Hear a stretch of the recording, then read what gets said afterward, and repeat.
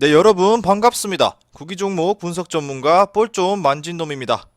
10월 31일 국내 농구 3경기 프리뷰 시작하도록 하겠습니다.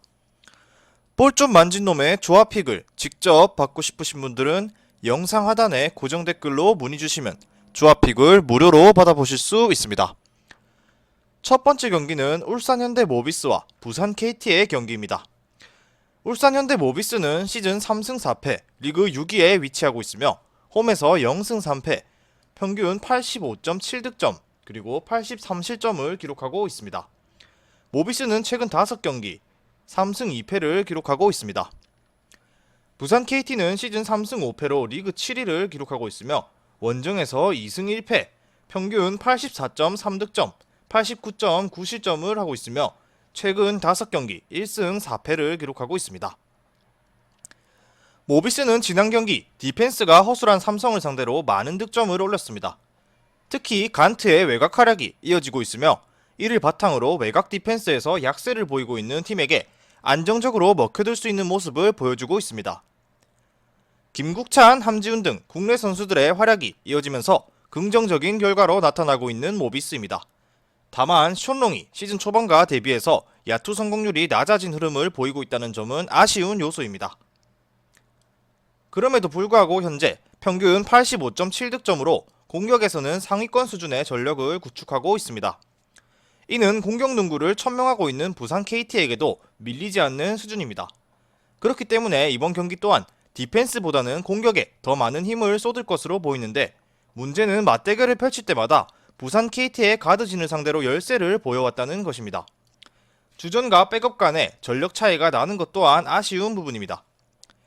김민구가 이를 해결해줄 것으로 보였으나 아직은 벤치에서도 활약이 미미한 수준이고 외인 선수와 함께 함지훈, 장재석, 이종현 등의 장신 선수들이 줄비에 골밑에서는 밀리지 않을 것으로 보이지만 결국 지난 경기까지 이어졌던 외곽 활약이 이번에는 저조한 모습을 보이며 고전할 것으로 전망됩니다. 부산 KT는 지난 경기 허훈이 무득점에 그치는 아쉬운 모습을 보이며 팀이 하락세를 타고 있습니다. 어느덧 3연패를 당하고 있는데 62득점에 그치며 공격만큼은 뛰어나던 모습이 희석되고 있습니다. 그나마 리바운드에서는 꾸준히 밀리지 않고 있다는 점이 긍정적인 요소입니다. 최근 들어 부산 KT 가드진의 핵심인 허훈이 부진을 거듭하면서 하락세에 빠져 있으나 이러한 상황에서 상대적으로 자신감을 갖고 있는 선수들을 상대한다면 다시금 상승세를 도모할 수도 있습니다. 무엇보다 울산의 강점인 높이에 밀리지 않을 것이기 때문에 결국 가드진의 활약이 필요합니다. 외인 선수 한 명이 빠져있는 상황에서 허훈, 양홍석, 데릭슨의 연이은 연장 접전을 소화했기 때문에 과부하가 걸려있는 상황이었는데 그나마 비교적 긴 휴식을 취한 상황이기 때문에 체력적인 부담도 상대적으로 덜할 것입니다.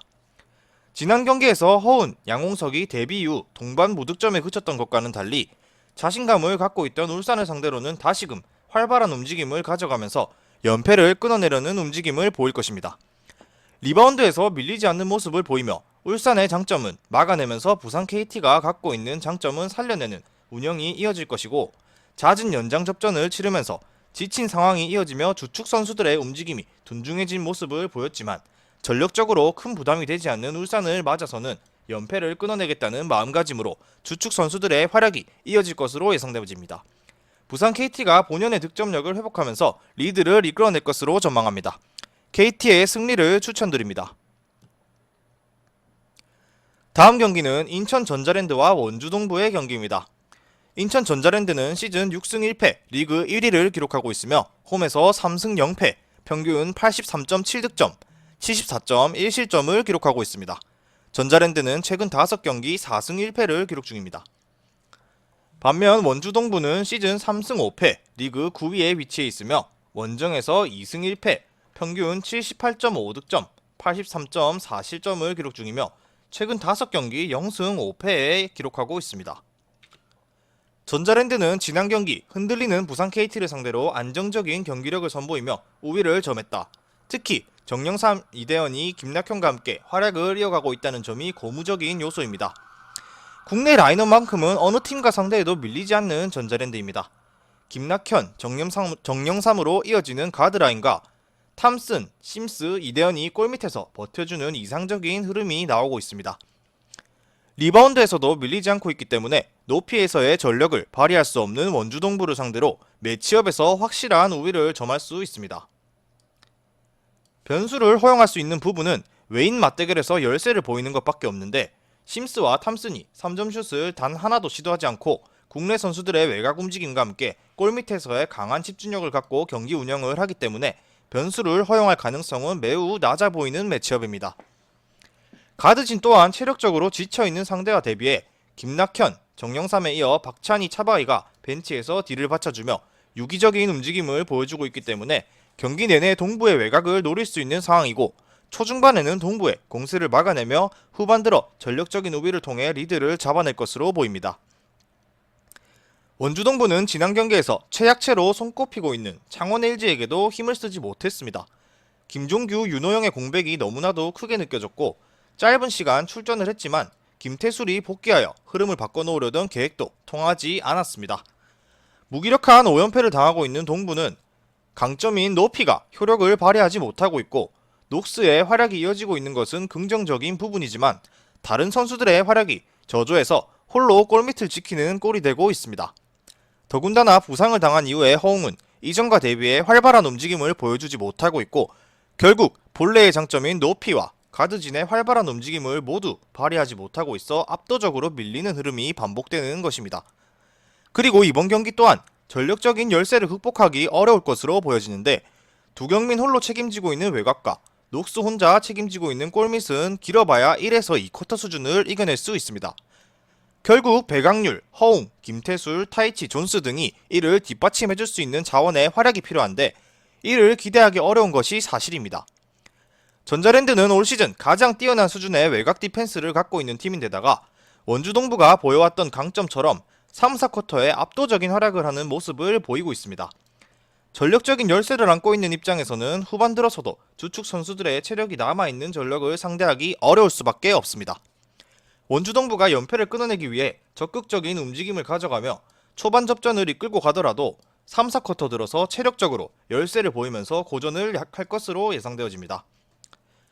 결국 주축 선수 2명의 공백이 긴 연패로 이어지는 아쉬운 흐름이 나오면서 깊은 고민에 빠질 것으로 보이고, 전자랜드는 주축, 벤치 멤버의 고른 활약이 나오고 있으며 특히 가드진에서 원주동부를 압도할 수 있기 때문에 큰 변수를 허용하지 않은 채 리드를 이끌고 갈 수 있다. 전자랜드의 비교적 여유로운 우위를 예상하면서 전자랜드의 핸디캡 승리를 추천드리겠습니다.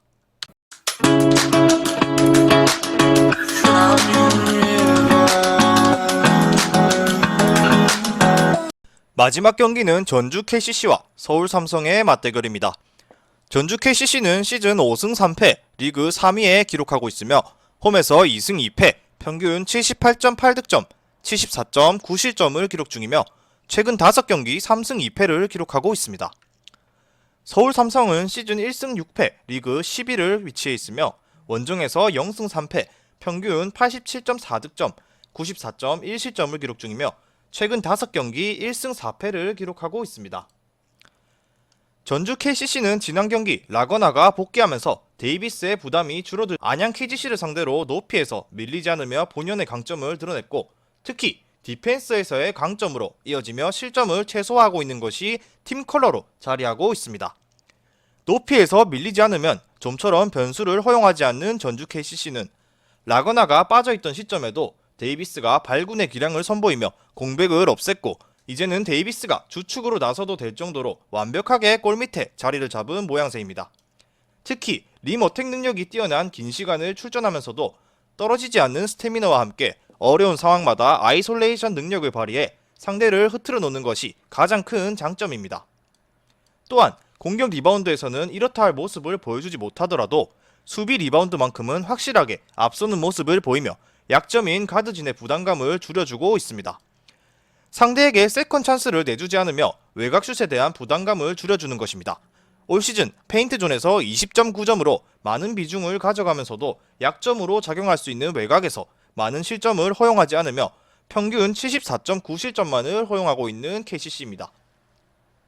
성적과 대비해 강한 공격력을 갖춘 서울 삼성을 상대로도 이러한 디펜스에서의 강점을 드러낼 수 있을 것으로, 서울 삼성은 지난 경기 많은 득점을 올리고 있음에도 디펜스에서 전혀 뒷받침해주지 못하며 열세가 이어지고 있습니다.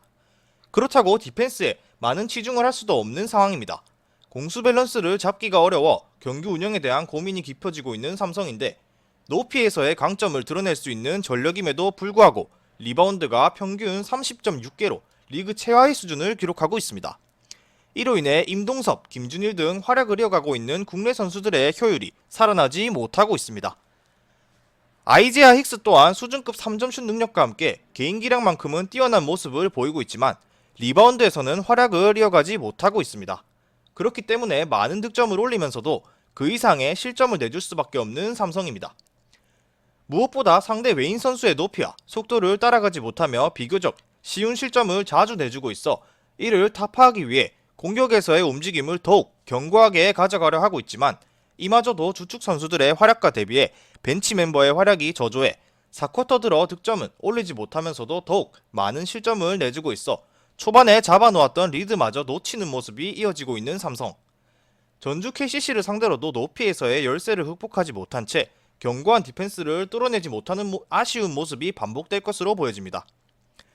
라거나가 복귀한 전주 KCC가 서울 삼성의 높이에서의 열세를 어렵지 않게 활용할 것으로, KCC 또한 가드 부진으로 인해 내 외곽 밸런스를 잡고 있지 못하지만 디펜스만큼은 리그에서 가장 뛰어난 수준을 보여주고 있습니다. 서울 삼성이 만들어낼 수 있는 변수는 크게 존재하지 않을 것으로 보이며 전주 KCC의 여유로운 우위를 전망하며 KCC의 승리를 추천드리도록 하겠습니다.